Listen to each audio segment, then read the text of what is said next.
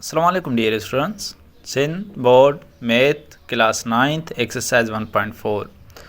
Dear students, इस exercise को करने से पहले हम जो है थोड़े कॉन्सेप्ट सीख लेते हैं लॉ ऑफ एक्सपोनेंट के बारे में। चले आ जाएं, मैं आपको यहाँ बता देता हूँ। Concept of law of exponent और पावर। एक्सपोनेंट और पावर बात सेम ही होती है। इसके 4 लॉज होते हैं, देयर आर 4 लॉज। और ये जो है लॉ ऑफ एक्सपोनेंट और पावर जो एप्लीकेबल है मल्टीप्लाई और डिवाइड के लिए। फर्स्ट लॉ को हम यहाँ पढ़ लेते हैं। फर्स्ट लॉ क्या कह रहा है? First law of product of power. Law of product of power. Law of product of power क्या होता है? एग्जाम्पल ले लेते हैं एक। देखें, ए मल्टीप्लाई ए स्क्वायर। ए और ए मल्टीप्लाई ए स्क्वायर के साथ अगर हम करेंगे, इसकी जो है कंडीशन आप देख लें। ये एक बार आप कर लेंगे तो आप जो है ये कभी नहीं भूलेंगे। फर्स्ट कंडीशन क्या है? फर्स्ट कंडीशन बेस सेम होनी चाहिए। ये जो ए है यहाँ भी ए है, ये है बेस, और इसकी पावर है 2, यहाँ पावर कुछ नहीं है तो 1 है। ठीक है, ए और ए क्या है? ये है बेस। सेकंड कंडीशन क्या है? अगर law of product of power कर रहे हैं तो सेकंड कंडीशन ये होनी चाहिए कि ये दोनों आपस में मल्टीप्लाई हो, ए मल्टीप्लाई ए हो। ठीक है डियर स्टूडेंट्स, और जब ये कंडीशन होगी तो पावर्स क्या होंगे? ऐड होंगे, पावर ऐड होंगे। इसको मज़ीद सोल्व करते हैं। ये 2 बेस थे, हमने इन्हों को मिला के एक बेस कर लिया। इसकी पावर क्या थी? 1 थी, और इसकी पावर 2 है तो +2 कर दिया। 1 + 2, ए की पावर क्या हो जाएगी? 3 हो जाएगी। ये क्या है? Law of product of power है। डियर स्टूडेंट, सेकेंड लॉ में आ जाए। सेकेंड लॉ क्या है? Law of power of power. ये क्या है? अगर कोई हमें पावर दी हुई है, किसी भी बेस के ऊपर पावर है और उसके ऊपर पावर है, तो ये लॉ हम अप्लाई करेंगे। क्या है इसकी? In this law multiply the powers. अगर ऐसा कोई लॉ हमें दिया हो तो हम पावर्स को क्या करेंगे? आपस में मल्टीप्लाई। 2 पावर 2 और जो ब्रैकेट के बाहर है पावर 3। इट्स मीन्स पावर के ऊपर पावर है तो ये दोनों पावर आपस में क्या हो जाएंगे? मल्टीप्लाई हो जाएंगे। तो 2 × 3 = 6।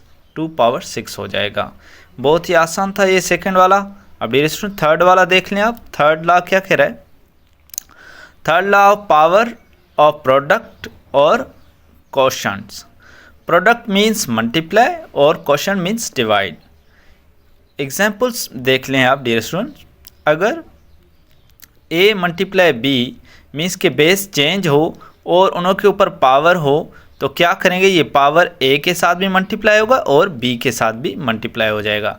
ठीक है, तो इसको सोल्व करेंगे तो ए पावर क्या हो जाएगा? 3 और बी पावर 3 दोनों का। अगर इसको हम डिवाइड में भी करें, क्वोशंट मीन्स अगर ये डिवाइड में भी हो, डियर स्टूडेंट यहाँ आप देख लें थोड़ा, a/b है और सेम ही पावर लिखते हैं 3, तो ये पावर ए के साथ भी चला जाएगा और ये पावर बी के साथ भी। कैसे होगा?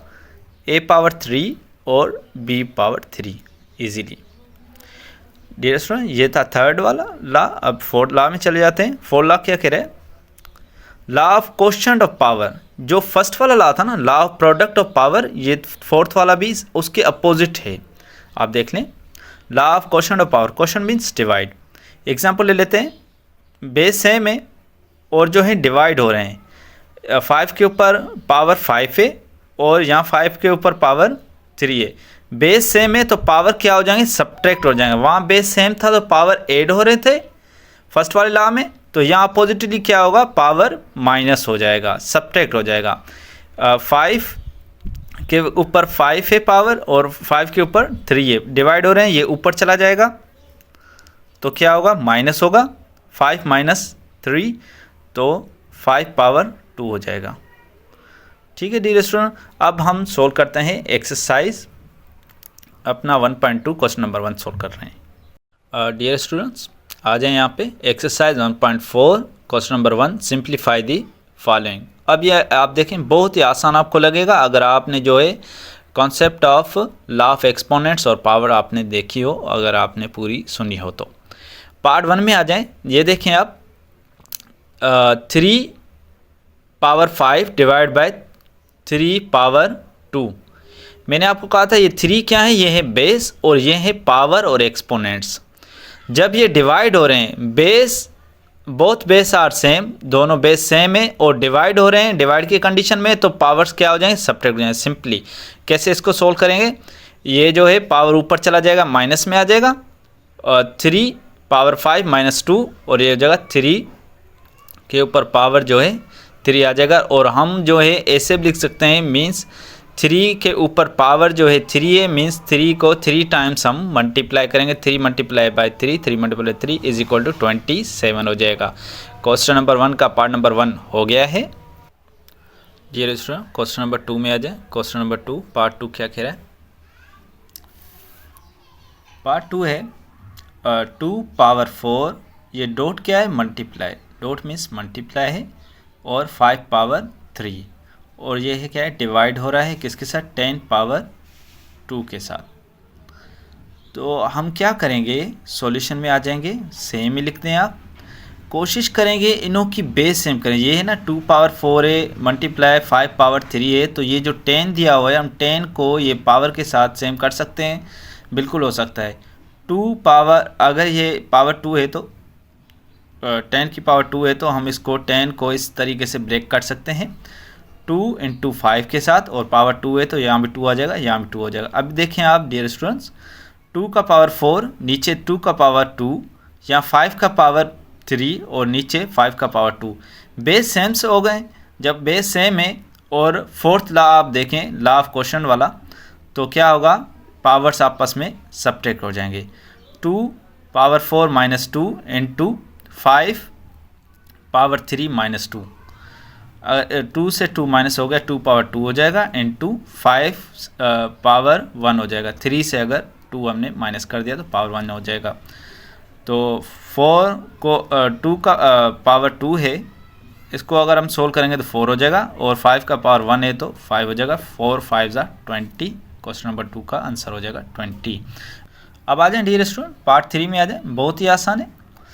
a plus b whole square means power 2 है, मल्टीप्लाई, डॉट मीन्स मल्टीप्लाई, किसके साथ मल्टीप्लाई हो रहा है, c प्लस डी पावर 3।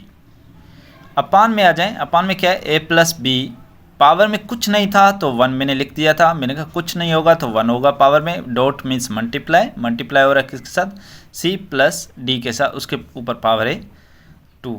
अब आप देखें a प्लस बी, और यहाँ भी a प्लस बी है, यहाँ c प्लस डी, यहाँ भी c प्लस डी है, तो क्या है, बेस सेम है तो पावर आपस में क्या हो जाएंगे, सब्ट्रैक्ट हो जाएंगे, क्योंकि ये फोर्थ लॉ है, क्वोशंट वाला है। क्वोशंट मीन्स डिवाइड, अगर डिवाइड हो रहे हैं तो पावर सब्ट्रैक्ट हो जाएंगे, बेस सेम है तो पावर सब्ट्रैक्ट होंगे। a plus b whole power 2 था, उससे ये पावर माइनस कर लेंगे 1 वाला, c प्लस डी पावर 3 था तो 2 इससे माइनस करेंगे, क्या हो जाएगा, यहाँ भी 1 आ जाएगा। a plus b whole power 1 हम शो नहीं करते, मैं आपको वैसे दिखाता हूँ, इस हम जो है हमें आसानी से ऐसे ही लिख देते हैं, c प्लस डी पावर 1, तो इजीली आंसर क्या हो जाएगा, a plus b into c plus d, ये आंसर हो जाएगा पार्ट 3 का। बहुत ही आसान है, अगर आप एक बार देख लें तो इजीली हो जाएगा।